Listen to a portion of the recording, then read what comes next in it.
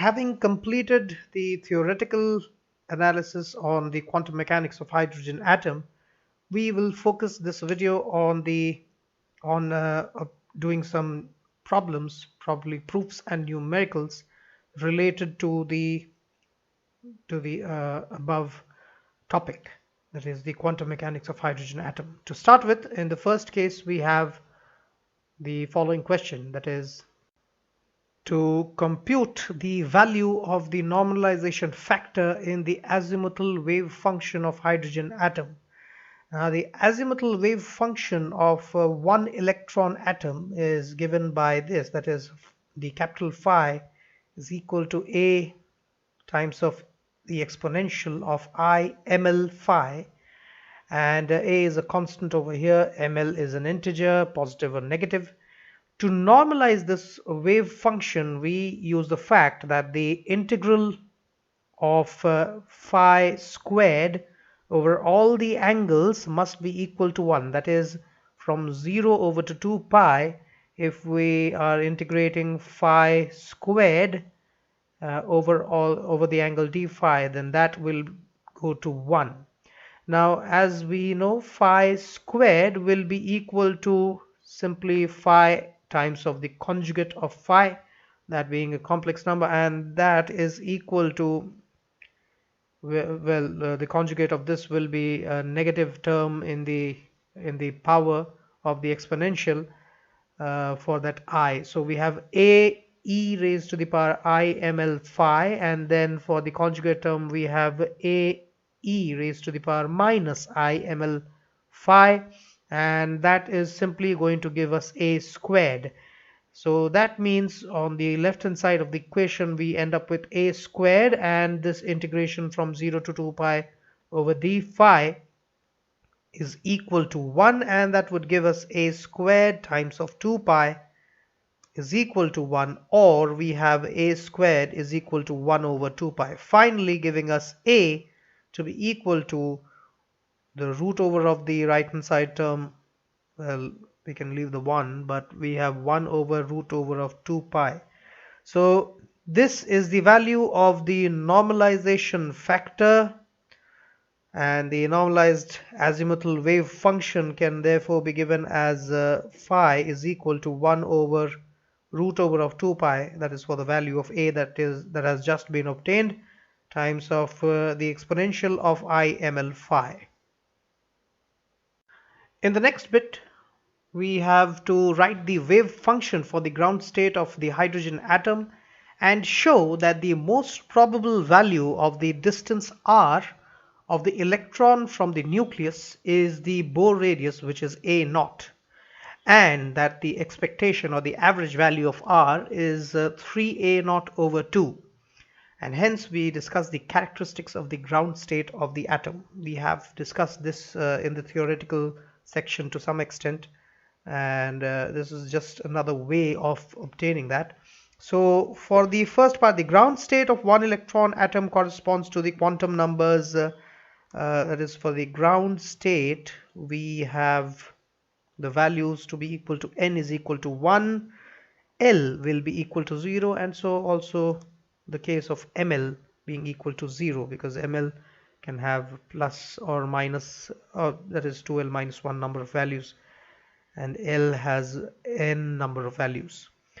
The wave function for this state will be psi 100 over r, theta and phi, that is the radial, polar and the azimuthal quantum numbers. So this is r times of 1, this is r10 as a function of the position or the radial value, and then we have the capital theta n ml and lml, and then we have that to be a function of the polar angle, and then the azimuthal ml being equal to 0 over here.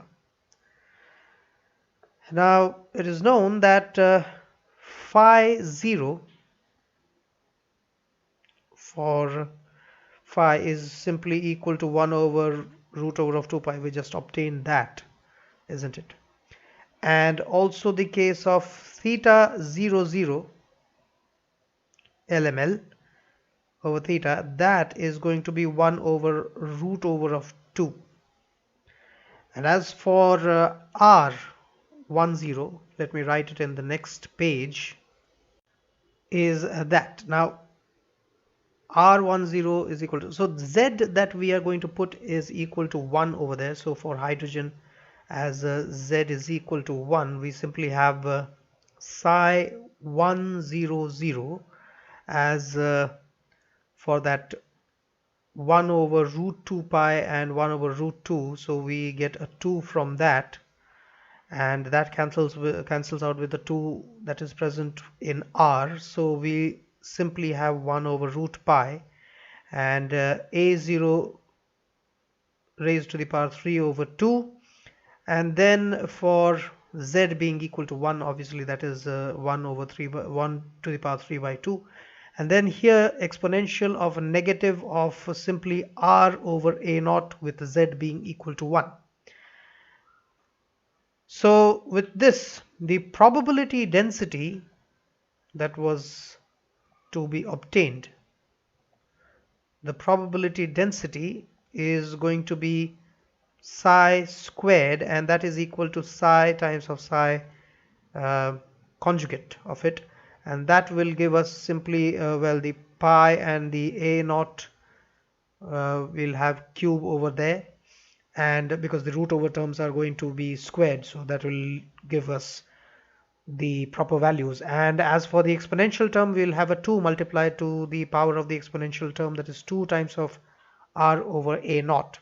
Now this is independent of theta and phi, so from this we conclude, as it is independent, so this is what we are to predict, that as it is independent of theta and phi terms, so the ground state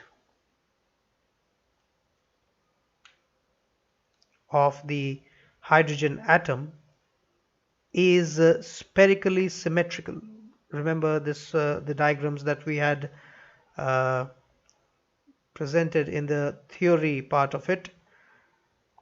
There we had shown the spherical symmetry, and also we had mentioned over there that it was independent of phi as well as theta, that is the azimuthal and the polar quantum numbers. Now the radial probability PR, radial probability P of R, that the electron is found between the radius say r to r plus dr within that shell from the nucleus, the probability there is given as PR times of dr, and that is going to be equal to 4 over a naught cube e raised to the power minus 2r over a naught r square dr. Just the value, that is psi squared, that we had obtained, that has been applied, and the 4 pi r square has been multiplied to it. So that is this, if you do not get it, this is simply 4 pi r squared times of psi squared dr. So having obtained that value, the most probable distance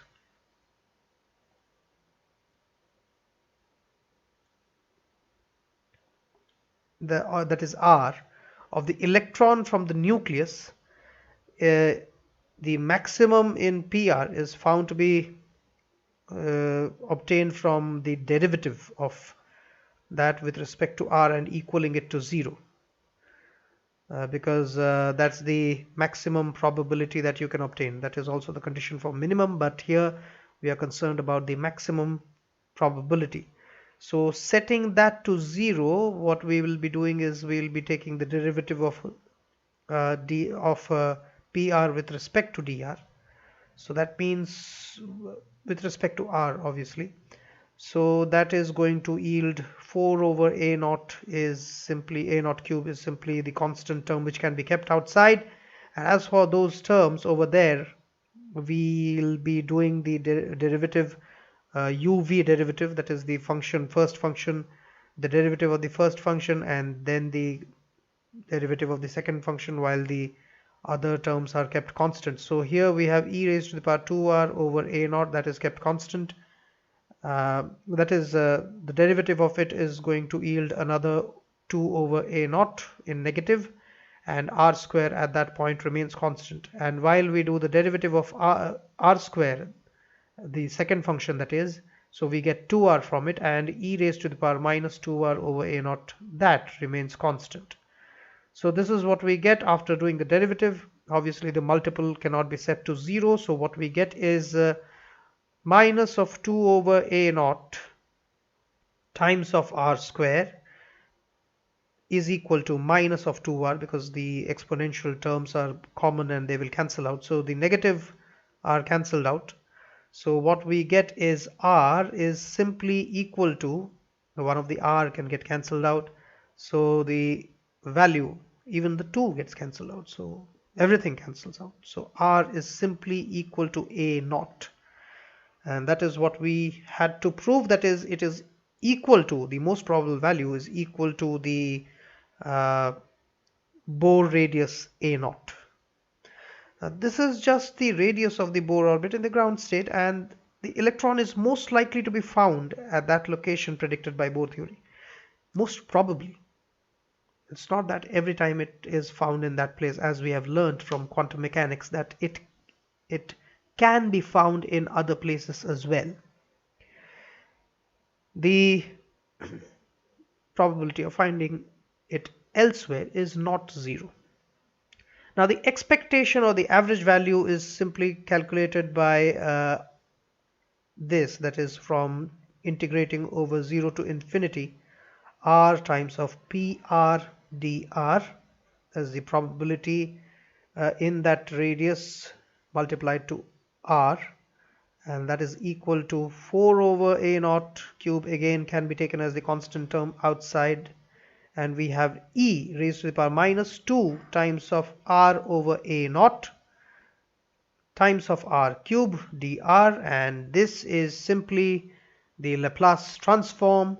And as we know from Laplace transform, this is the Laplace transform of this term, that is r cube, and here the value s is, instead of s we have the term 2 over a naught, and so this result is going to be because we have r raised to the power 3, so this is a naught over 2 raised to the power 4, because this, let me write it correctly for you, this is n factorial, so n here is 3, so 3 factorial divided by 2 over a naught, which is the s term, n plus 1, that is 4, so that is going to give me 4 over a naught cube. 3 factorial is 6 divided by the 2 remains 2 raised to the power 4, obviously, so this is 2 raised to the power 4 and a naught raised to the power 4, so 1 a naught remains after striking out the common terms, and then for 4 is the square of 2, so we reduce 2 powers of 2, so it is 2 squared now, so this is 3 over 2, because 6 over 4 is 3 over 2 a naught, and that is exactly the value that we were looking for. This is larger than the value of r for the maximum probability radial probability density, and the reason that the radial probability density is asymmetrical about the maximum in such a way that there is a small but finite probability of finding fairly large values of r in the measurement of the location of the electron in the atom. Now for the characteristics of the hydrogen atom, the ground state of the atom, that is, we have the value of the angular momentum to be equal to L times of L plus 1 h bar, that is h over 2 pi. Now for n is equal to 1, we have L is equal to 0. So here L is equal to 0, and therefore what we end up with is that the angular momentum L is equal to 0 as well. Now the normal, that is the ground state of hydrogen atom, that has no orbital angular momentum. Ground state has no orbital angular momentum.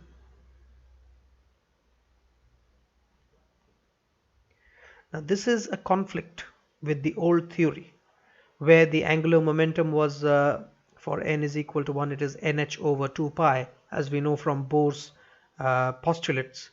So there n is equal to 1 obviously, and we have h over 2 pi. So there the angular momentum is h over 2 pi in the ground state. But quantum mechanically, a zero angular momentum of the electron simply means that the electron cloud is spherically symmetrical about the nucleus. So this simply means that the electron cloud is spherically symmetrical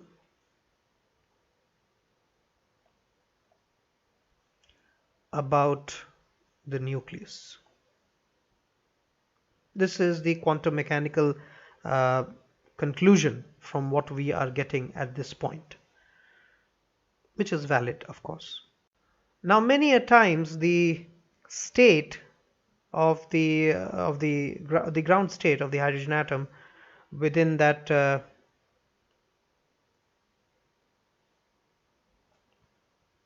ground state of hydrogen atom probably might have a term that is cosine omega t multiplied. There is a slight variation in the value that we had discussed. So here in the previous case over here, as you can see, that value PR times of dr, there we had obtained this value, that is this. So this is 4 over a naught cube. So that was the probability that was obtained when the state was like this. But well, that is completely similar to that state, except for that cosine omega t, if you notice. Now in that case, the probability will obviously, if you are going to do the square of it and integrate over the range r to r plus dr, the cosine factor will end up with a half. The average probability is obtained in the same way, and we simply have a cosine squared term, and that cosine squared term, when averaged over the entire cycle, is going to give us half. And that is exactly, so this is cosine averaged over entire cycle, and that is going to give us a half. So the probability will be the same as we had obtained previously, that is 4r squared over a naught cube. We simply have to refer to what we have obtained over here, 4 over a naught cube e raised to the power minus 2r over a naught. So that is going to be there as well, e raised to the power minus 2r over a naught, but with that cosine factor being equal to half, so a half gets multiplied to it, and finally the probability that we obtain is 2r squared over a naught cube e raised to the power minus 2r over a naught. Now this was actually a separate question having this state for hydrogen atom, which I just converted into a sub case of the above discussion, and I discussed it with you. So in case you want to, in case you are surprised that where did this come from, where this is just another question that I was supposed to discuss.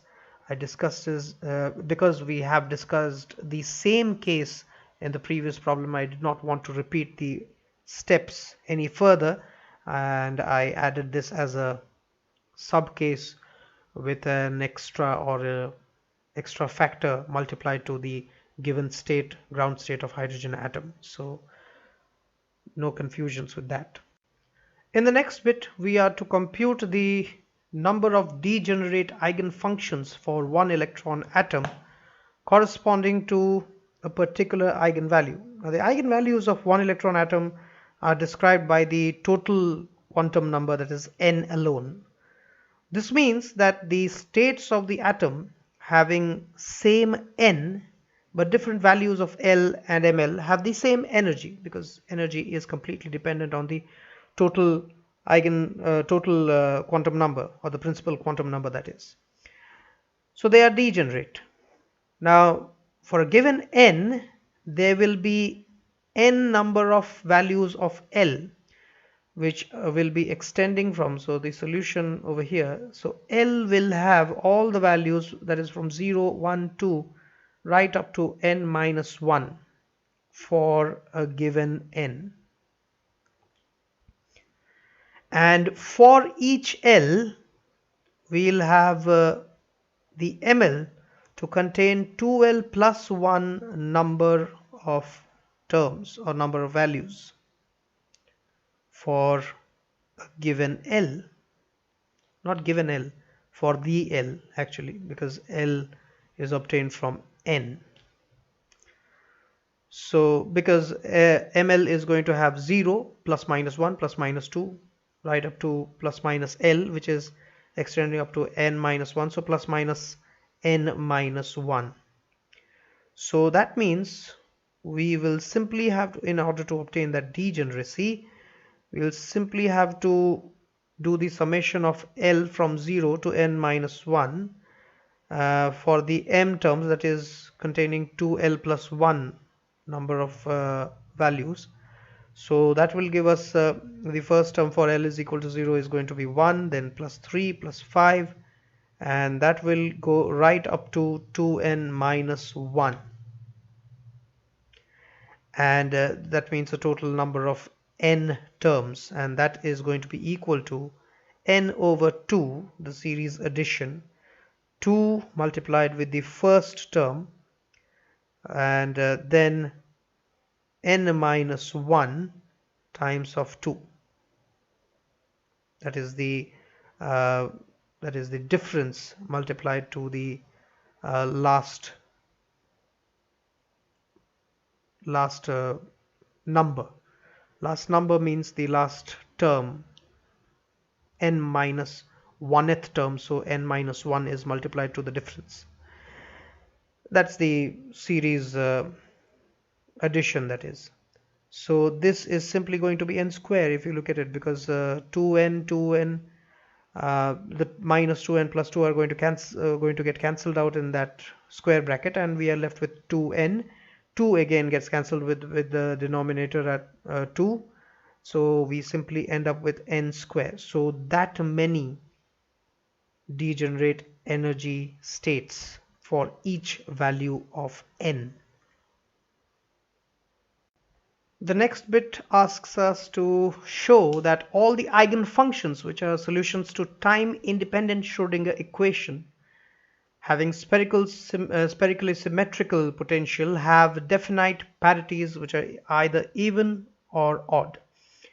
Now the spherically symmetrical potential is one which has the same value of the points. So for x, y, z point, you will have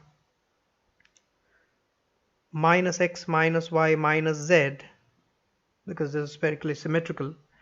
And as far as the time dependent Schrödinger equation is concerned, we have the Laplacian of psi plus 8 pi squared mu, the reduced mass, over h squared e minus u times of psi is equal to 0. And this can be written as minus of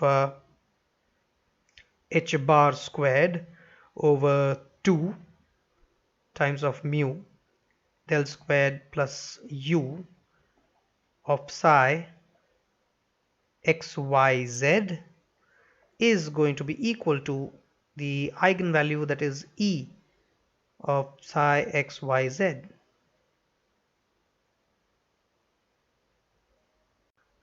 And now if we change the signs, that is we put the negative signs for those x, y, z, so I keep the bracketed term as it is, and we have psi minus x minus y minus z is equal to E times of psi minus x minus y minus z. Now remember, the u that was present over here, that does not really change sign, so there's no problem with that, and this is simply h bar squared over 2 mu del squared, so that is also as it is. Both eigenfunctions uh, of psi and psi for the negative coordinates, they satisfy the same differential equation. Hence it must be true, so as both psi taken in xyz and psi taken in the negative coordinates of xyz satisfying the same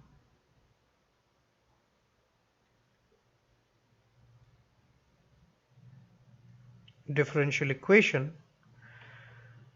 we must have that psi minus x minus y minus z will be equal to some constant times of psi xyz. Multiplication of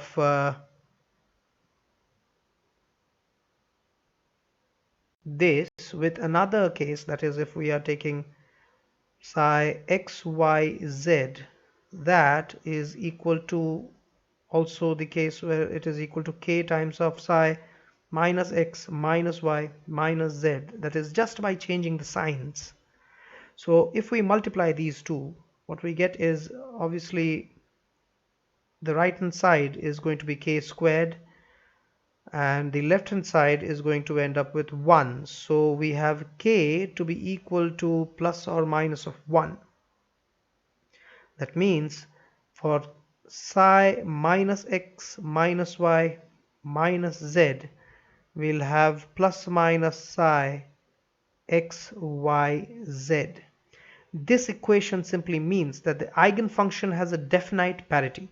Even when you have psi minus x minus y minus z is equal to psi xyz, and where odd when psi minus x minus y minus z is equal to minus of xyz. So this is even when this happens, and this is odd, so it has definite parity. That is what was to be obtained, or rather shown. Now in this final bit we are to determine the parity of the ground state of nitrogen and oxygen atoms. Now a given state of an atom is of even parity if the sum of L values of all the electrons is even, and for the sum of L values being odd, it has odd parity. Now as in case of nitrogen, which has Z is equal to 7, of course, we have 1s2, 2s2, 2p3. L is equal to 0 for the S state, so there's no problem with the first two cases. L is equal to 0. As for the p electron, we have L is equal to 1, so the summation of L here is equal to 3, and therefore the nitrogen will have odd parity. And as for the case of oxygen, oxygen having Z is equal to 8, well, that is equal to simply 1s squared, 1s2 not squared, so we have 1s2, 2s2, 2p4, and in that case the summation of L is equal to 4, and we are going to have oxygen to have even parity. So these are even and odd parity for oxygen and nitrogen respectively. That is how we determine that. So that's all from this video. Few numericals related to the quantum mechanics of hydrogen atom. You can come up with more such numericals and we'll be able to discuss them as well. We'll be discussing some more theory, then related numericals to that theory in the upcoming videos on the case of atomic and molecular spectra. Till then, thank you for watching.